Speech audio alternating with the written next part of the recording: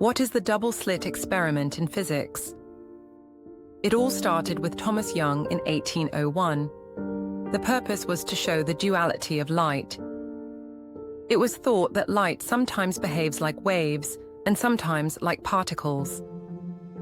The following image shows how light goes through two slits and hits a light detector screen on the right of the image. A greater preponderance of photons appear to gather towards the center of the detector screen. It was argued that as the light waves went through each slit, they did so as particles. Then immediately after passing through, the photons reformed again into waves. Wave theory proponents argue that the photons do not reform again into waves after passing through the slits. Rather, the behavior of the photons is said to become that of a wave as a result of the probability of that being so. In any event, it was thought that the reconstituted waves interfered with each other, sending more photons to the center of the screen.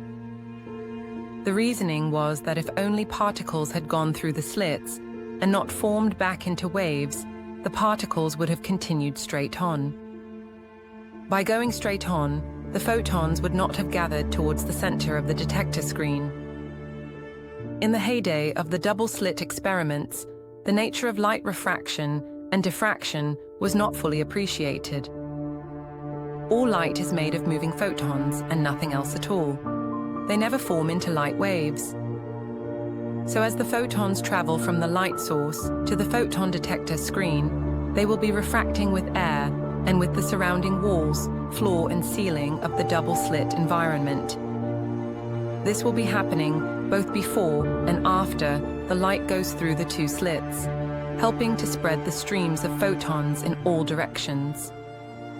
Also, when the photons go through the slits, many will diffract over the four lips of each slit and then go in all directions to the other side. As the photons go through each slit, they move forward as the growing face of a cone, as if torchlight was shining through each slit.